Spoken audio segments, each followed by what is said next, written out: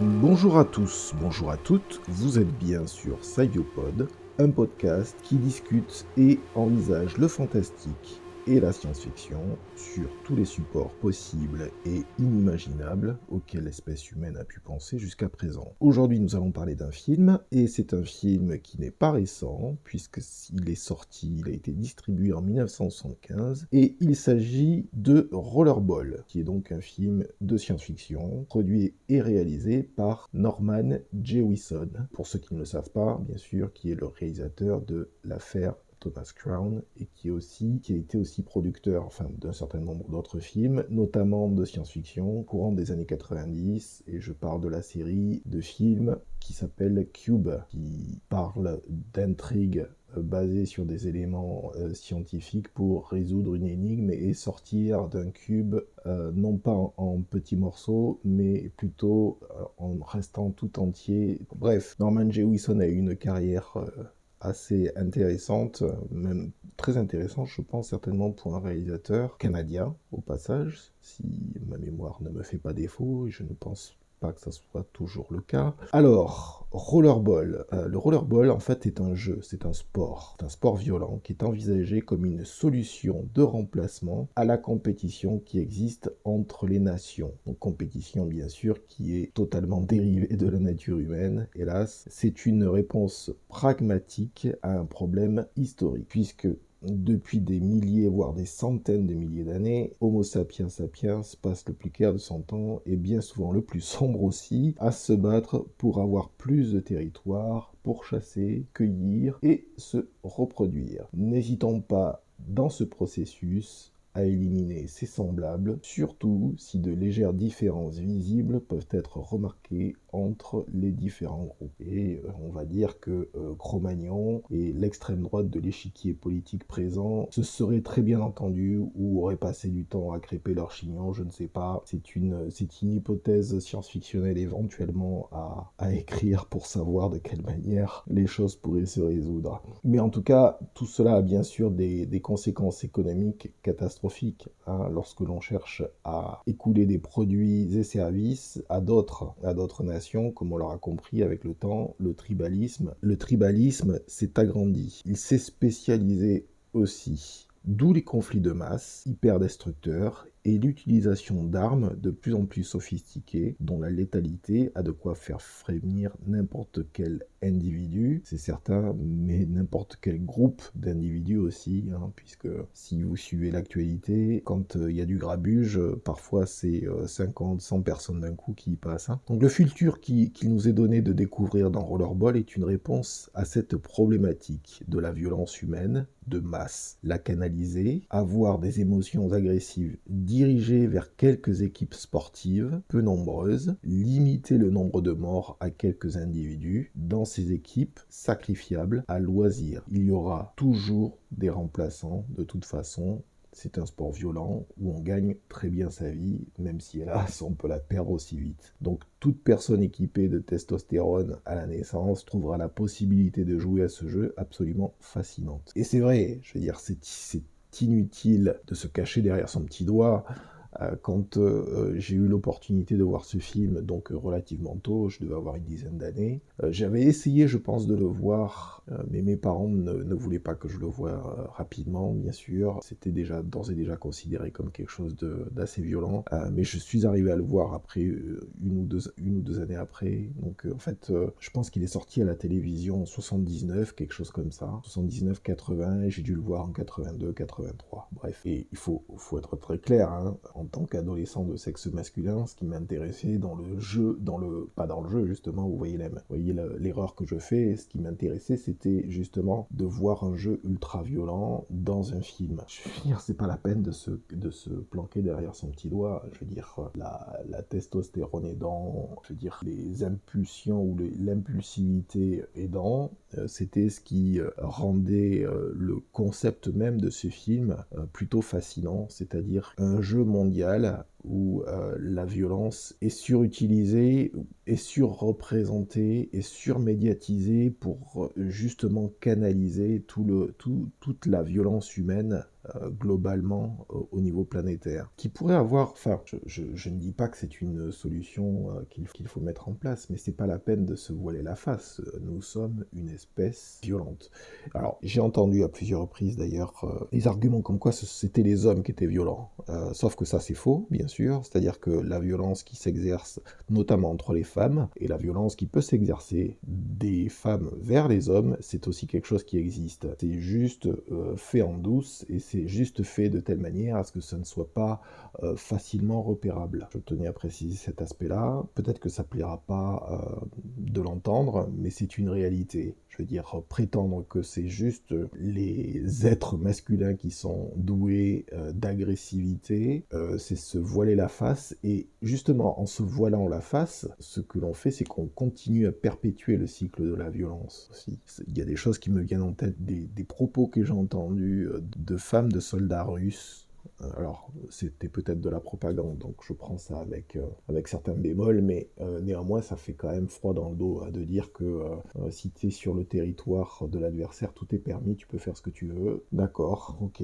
Ça fait réfléchir sur la nature humaine, hein, et sur le fait aussi d'utiliser d'autres êtres humains pour engendrer une violence par des intermédiaires. Ce qui est le fait de personnes qui vont utiliser éventuellement des assassins et qui vont les payer pour ne pas avoir à faire le boulot, le sale boulot eux-mêmes, bien sûr, c'est une évidence aussi. Hélas, dans cette version du monde qui nous est donnée de voir, la guerre ne s'est pas arrêtée au conflit entre les nations. Avant d'établir un monde plus ou moins pacifié, à tout le moins avec une violence contenue, les compagnies privées se sont aussi initiées à la violence de masse, en plus de l'espionnage industriel, communément toléré dès lors qu'il permet d'obtenir un avantage comparatif. Donc, toutes ces sociétés, elles ont toutes fini par se faire la guerre directement en faisant l'acquisition, bien évidemment, de compagnies de mercenaires toutes prêtes à aller au casse-pipe pour éradiquer une compagnie adverse. On pourrait appeler cette phase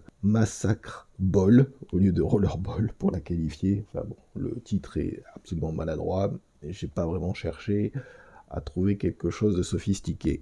Mais après avoir épuisé leur lot de ressources humaines guerrières et de matériel meurtrier, il a fallu passer à la suite. La phase finalement la plus importante d'une certaine manière, celle du partage du monde entre les différents secteurs d'activité et services nécessaires à la civilisation humaine.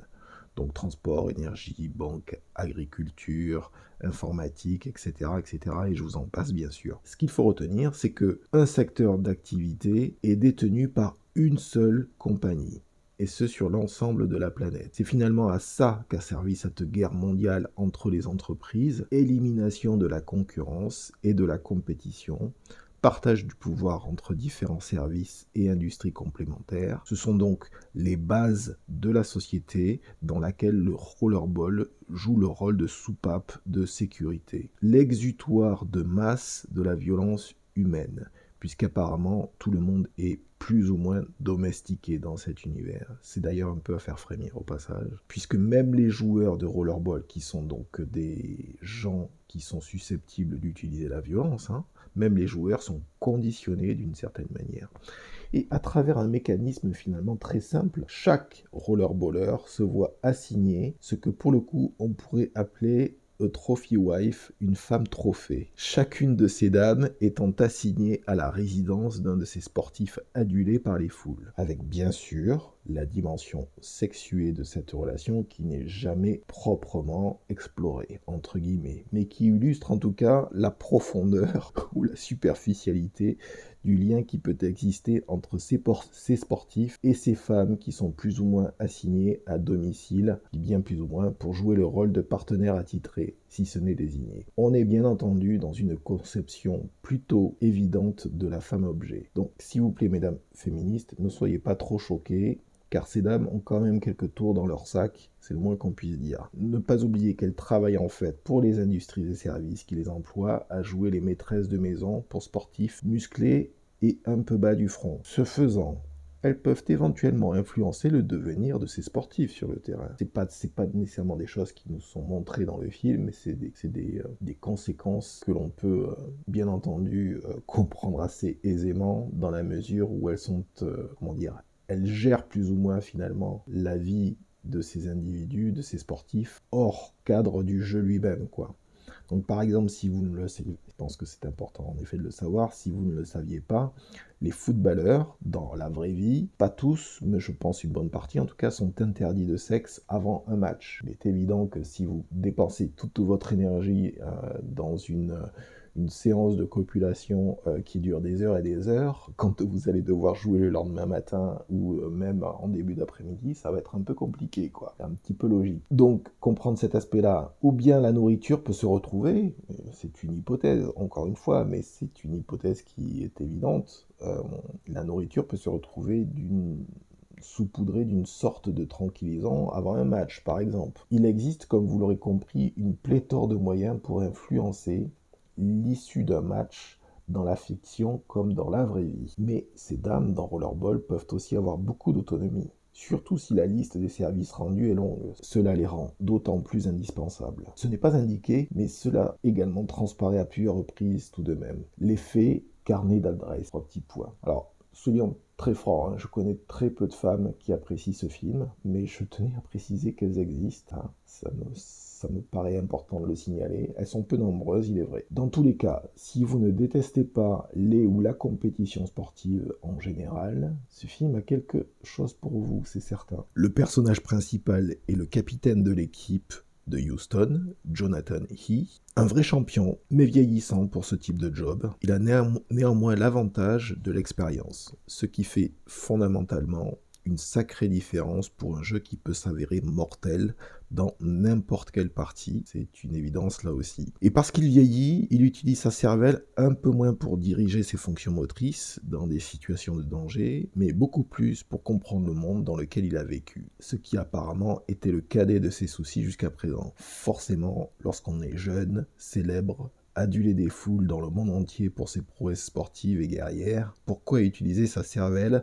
à des tâches inutiles en apparence, comme comprendre le monde dans lequel vous vivez, les relations socio-professionnelles qui s'y appliquent, ainsi que l'histoire du monde que les les multinationales au pouvoir ont décidé de mettre sous le tapis. Par exemple, en éditant les versions originales de livres d'histoire, maintenant introuvables. Tout est numérisé. L'avantage du papier est que l'encre, elle, ne pouvait être effacée rapidement. Jonathan E.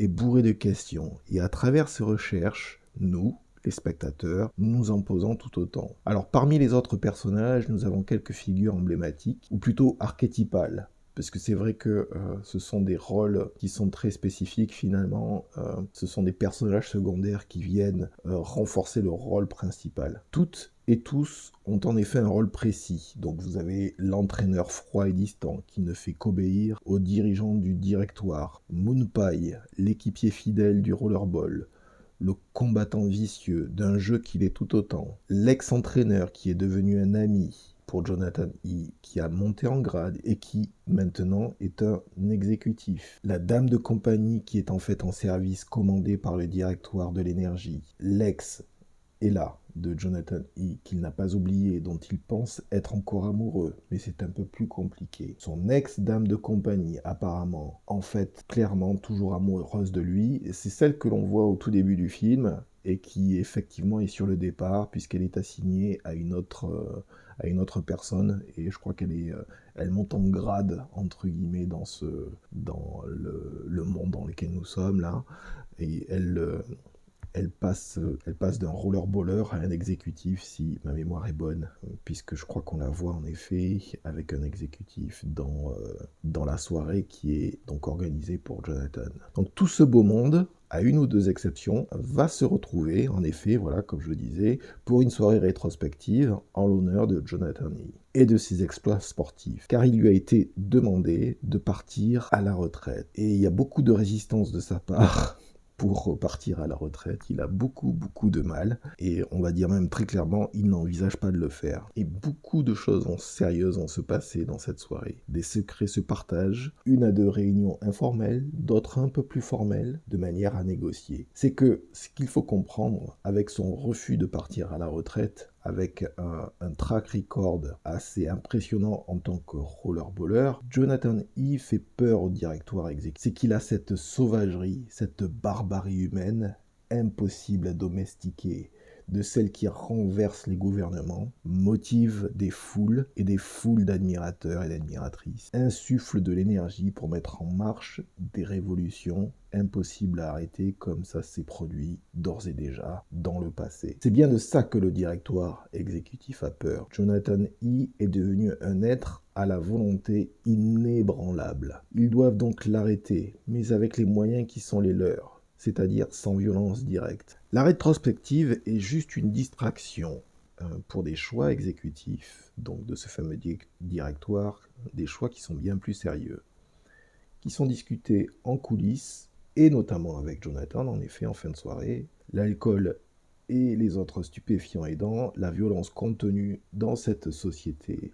apparemment pacifiste trouve un exutoire en fin de soirée, avec l'utilisation ludique d'une arme de poing capable de projeter des explosifs puissants à plusieurs dizaines de mètres. Très intéressante cette soirée où tout se cristallise et tout le monde se regarde en chien de faïence, telles des gravures de mode animées, mais simplement à la surface. On voit quelques passages, quelques éléments de profondeur où ça va pas, où les gens sont plus ou moins en train de craquer.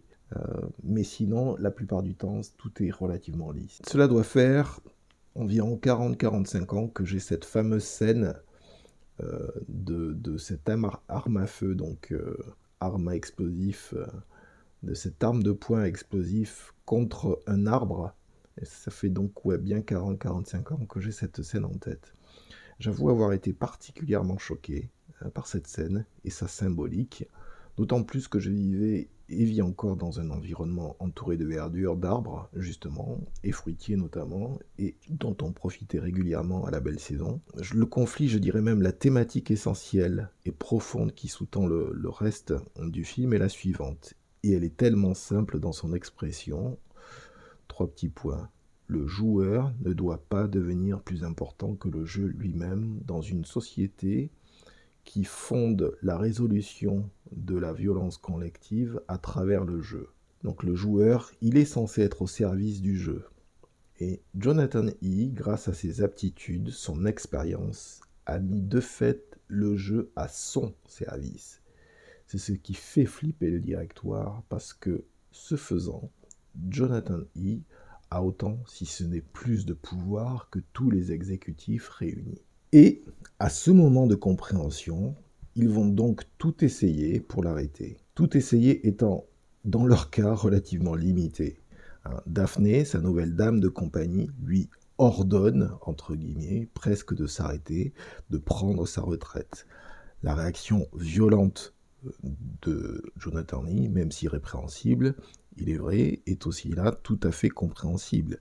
Elle est en service commandé, elle est un outil de la machine exécutive, venu lui dire de se conformer tout en le menaçant. C'est pas vraiment la méthode la plus fine à utiliser avec un champion de rollerball qui est quand même relativement habitué à donner des coups, quoi. Je veux dire, c'est vrai que on voit bien d'ailleurs, on va dire aussi peut-être, ce qui n'est pas évoqué en effet, mais on voit bien que l'éventail relationnel est relativement large et que ça peut aller de l'affectif à la violence aussi. C'est un point, je pense, important à signaler. Le directoire décide donc de changer les règles du rollerball, puisque ce sont eux qui décident des règles en question, c'est un des pouvoirs qui est le leur, et donc du moment qu'ils changent les règles, ils peuvent changer éventuellement le résultat du jeu au final. Et c'est bien sûr ce qui les intéresse. De fait, le rollerball est une guerre miniature dans un environnement contrôlable et contrôlé par le directoire exécutif, et de manière très pratico-pratique, que ce soit les coûts humains, matériels, tout a été pensé pour éviter que cela déborde en guerre ouverte. C'est aussi pour cela que Jonathan E. n'est pas assassiné. L'absence de règles à la fin montre bien qu'une boucherie limitée est autorisée juste pour mettre fin à ce joueur hors norme. D'ailleurs, le match précédent à Tokyo, où l'équipe japonaise imite les avions en piqué de type 0 lorsqu'ils attaquent, et qui font des mouvements qui font presque penser, enfin non, même pas presque, mais totalement penser à des katas de karaté, tout cela montre bien qu'il s'agit d'avoir une résolution violente du conflit entre le directoire exécutif et Jonathan E. Petite précision, le directoire exécutif, ce sont tous l'ensemble des cadres qui gèrent la société planétaire dans son ensemble. Et ils sont tous, alors c'est un petit nombre, il ne faut pas non plus exagérer, d'autant plus qu'on voit une réunion entre eux, en effet, où ils votent sur le sujet, si ma mémoire est bonne. Mais Jonathan est juste un joueur de rollerball. Alors certes, il a son utilité, le côté le héros célébré, etc., etc., mais ce n'est qu'un seul joueur, un seul homme. Il faut le noter également. Dans ce monde hyper matérialiste, où tout n'existe que pour finalement remplir le vide de l'existence, tout n'est que meubles, choses, marchandises. Et d'ailleurs, dans ce contexte, Jonathan E. ne se rend même pas compte, ne se rend même plus compte qu'il a été infecté par la société dont il est un des héros, mais aussi un des produits, une marchandise également. Et il est infecté à tel point qu'il ne se rend même plus compte de la manière dont il traite certaines personnes autour de lui. J'en veux pour preuve son ex dont il regarde des vidéos à intervalles réguliers, le directoire de l'énergie dont il est dépendant au niveau territorial l'a fait revenir Ella vers lui. Évidemment, il comprend bien la manipulation qui lui est mise devant le nez. Soumets-toi à nos directives et tu peux être avec elle à nouveau. Ouais, super deal, 3 petits points. On est bien dans du transactionnel entre marchandises, offres, demandes, etc.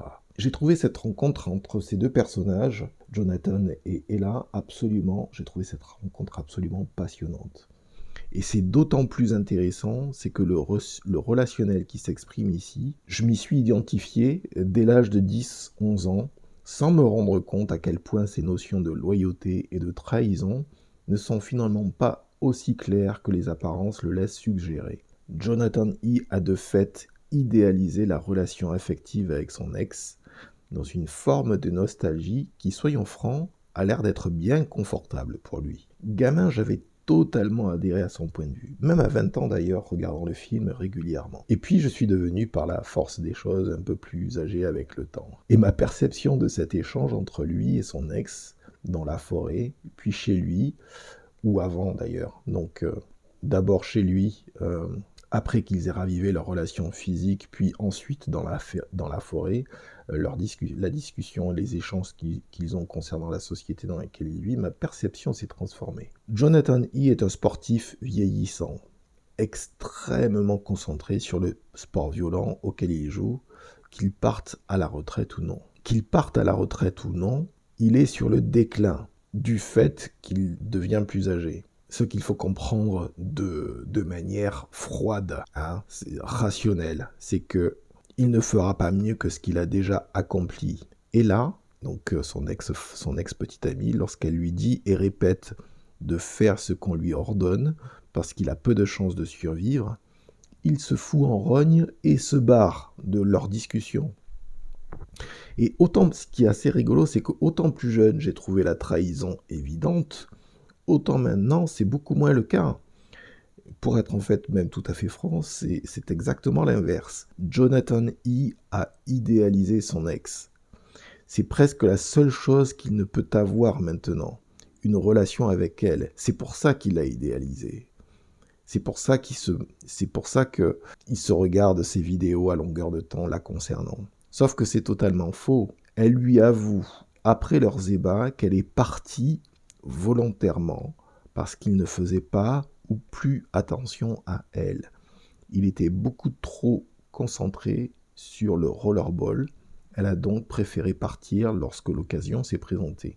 Et à ce moment-là, Jonathan reste silencieux. Et quand elle lui dit que ce serait plus prudent pour lui d'arrêter, il se vexe comme un gamin de 15 ans. Alors que tout ce qu'elle a fait, c'est être près de lui, c'est de venir, c'est d'être près de lui, se donner à lui et discuter du bon vieux temps. On peut bien sûr comprendre la colère de Jonathan et ses doutes quant aux motivations d'Ella, mais si on regarde bien, encore une fois, la situation, quel choix a-t-il donc devant lui? Partir à la retraite, partir en flammes ou avec un coup d'éclat? Les flammes ou le décès étant statistiquement la fin la plus probable. Et c'est là que j'ai compris ce qui se produisait au moment de leur rupture.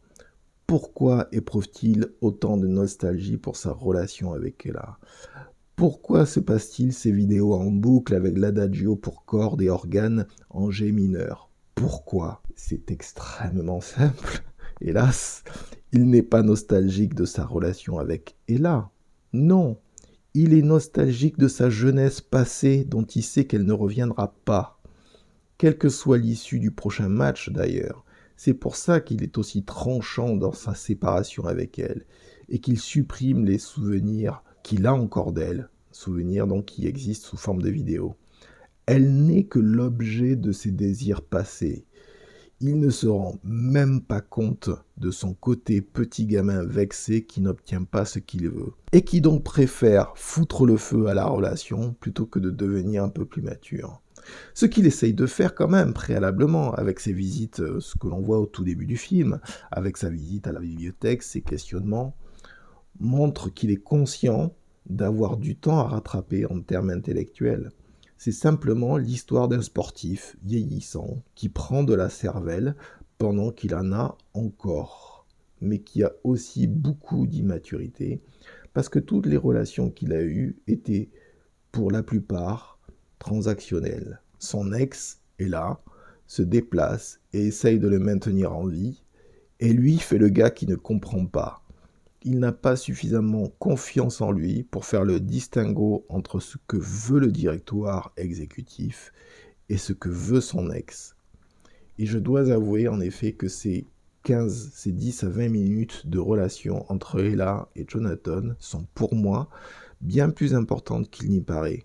Cet échange symbolise très bien les relations hommes et femmes, l'ambiguïté qui peut s'y insérer si tout n'est pas mis à plat, sans compter les aspects philosophiques qui sont évoqués lorsqu'ils marchent dans la forêt et confrontent les notions de liberté et de confort. Liberté qui, dans ce contexte, dans le contexte de ces multinationales qui dirigent tout, n'existe plus du tout. Émotionnellement, Jonathan Hinn me fait penser à un gamin concentré sur ce qu'il veut et ne veut pas. D'une certaine manière, c'est bien normal, mais il n'a vraiment que peu ou pas d'empathie, sauf pour ceux et celles qui le soutiennent, c'est-à-dire son petit cercle privé. Sous les apparences d'un jeu ultra violent, le rollerball, ce film est bien plus complexe que le jeu qu'il est censé décrire, tout comme d'ailleurs le joueur qui devient plus important que le jeu. Par contre, et quoi que l'on pense des défauts de Jonathan, c'est aussi cette obsession du jeu qui le garde en vie, cette connaissance de ce qu'il faut faire pour survivre, et bien sûr le fait qu'il soit prêt à tout.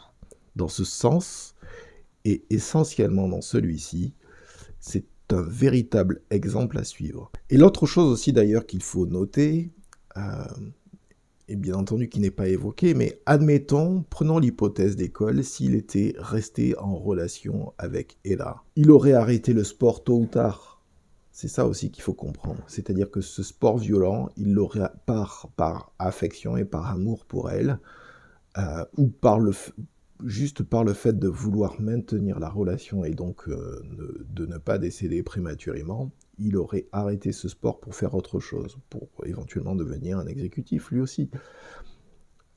Ou un entraîneur, juste un entraîneur par exemple. Et c'est ça qui est intéressant, c'est que c'est pas le choix qu'il a fait. Le choix qu'il a fait, c'est de rester concentré sur le jeu qu'il apprécie, ou sur le jeu qu'il connaît très bien, ou sur les compétences dans lesquelles il est super fort, je veux dire qu'il apprécie le jeu en question ou pas. Mais c'est aussi ça, et c'est quelque chose de très important, c'est-à-dire que si on voit les différentes possibilités, c'est soit finalement il arrêtait le jeu et il se mettait avec elle, soit il continuait le jeu et restait avec elle, mais finalement décédé parce que on peut pas être un tueur, parce que c'est ce que demande le rollerball, être un tueur, d'accord, sur le terrain, et, et être quelqu'un de sympathique à la maison, vous voyez, enfin d'être dans une relation affective.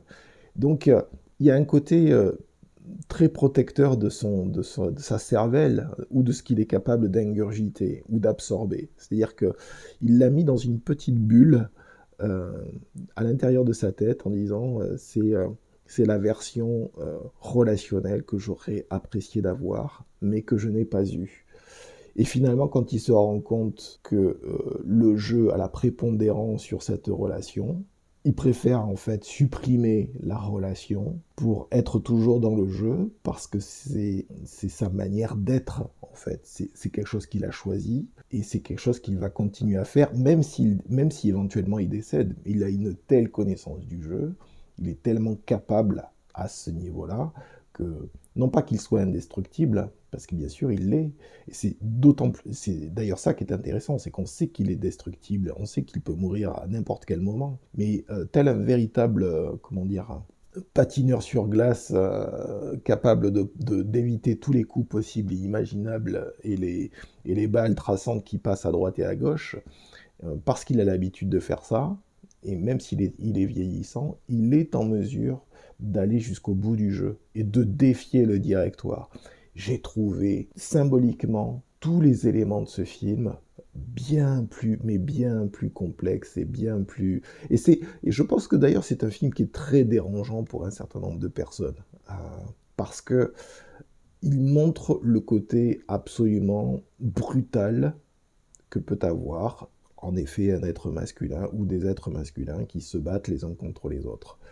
Euh, Sachant que le jeu aurait pu être fait aussi avec des femmes, hein, sachant que maintenant, de toute façon, les jeux de baston, les jeux de combat sont ouverts aux femmes également. Donc, je pense pas que ce soit le souci. Je pense que de toute façon, enfin, si vous n'avez pas compris mon opinion sur le sujet, je pense que c'est la race humaine entière hein, qui est violente et agressive. Et je pense qu'il y a une partie de la race humaine qui est en fait tout à fait capable de le cacher un peu plus. Alors que les êtres je dirais, de sexe masculin sont un peu plus, comment dire, bruts de décoffrage sur le sujet, étant donné notre nature immédiate et qu'on ne cache pas trop ce genre de choses ou on va le cacher pendant un certain temps, mais pas trop longtemps non plus, ou pas de manière éternelle en tout cas. Je veux dire, à un moment donné, si agressivité il y a, elle va se montrer. Mais globalement, c'est ça, c'est-à-dire que la race humaine dans son ensemble, elle est faite d'agresseurs et d'agressés et de changements de rôle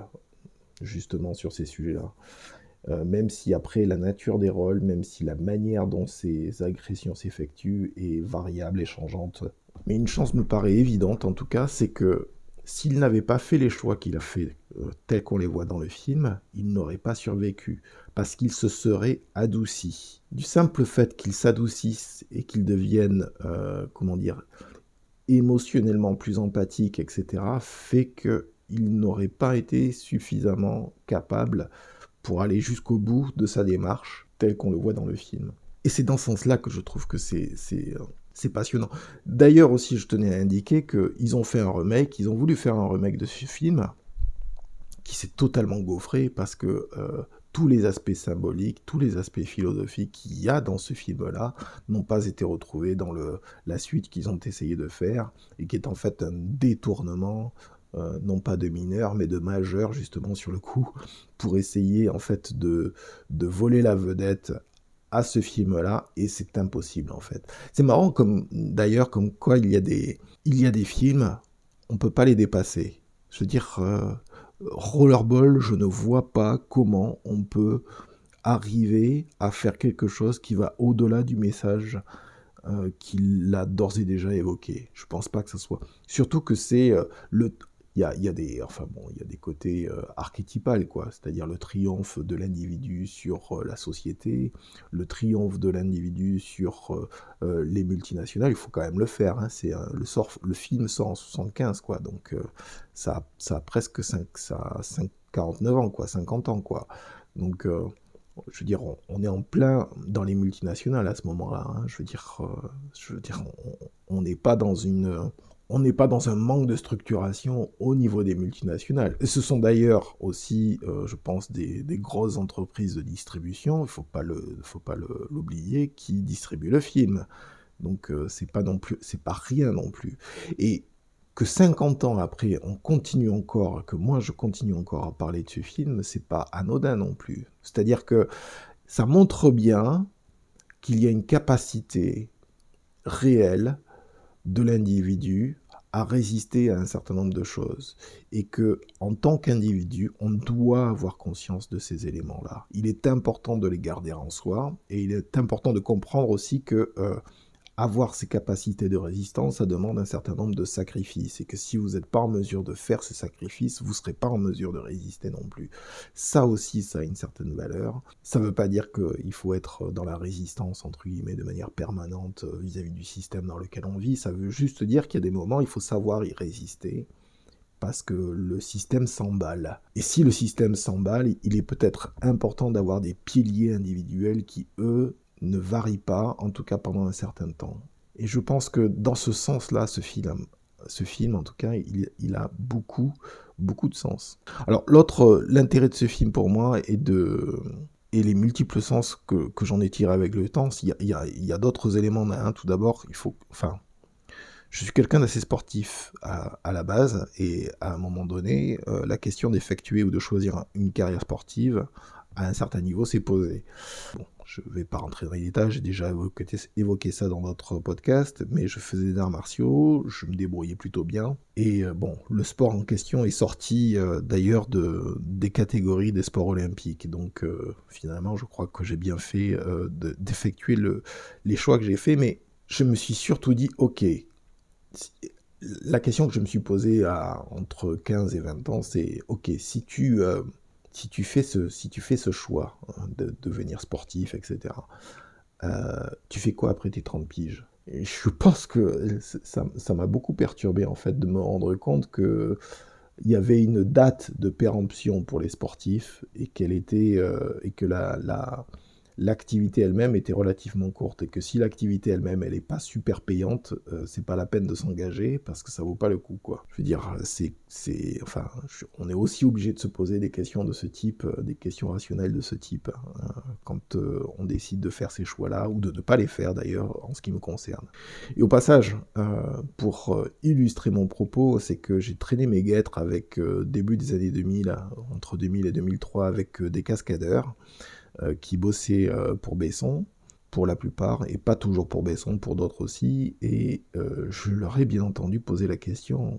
Je me rappelle avoir passé quelques soirées avec eux, et, bon, qu'est-ce que vous allez faire donc après vos 30 ans? Et ce dont je me souviens en tout cas, ce qui est relativement clair, c'est que je n'ai pas eu de réponse définitive sur le sujet. Et ce qui m'a, on va dire, peut-être conforté dans mes propres choix, en effet. Donc voilà.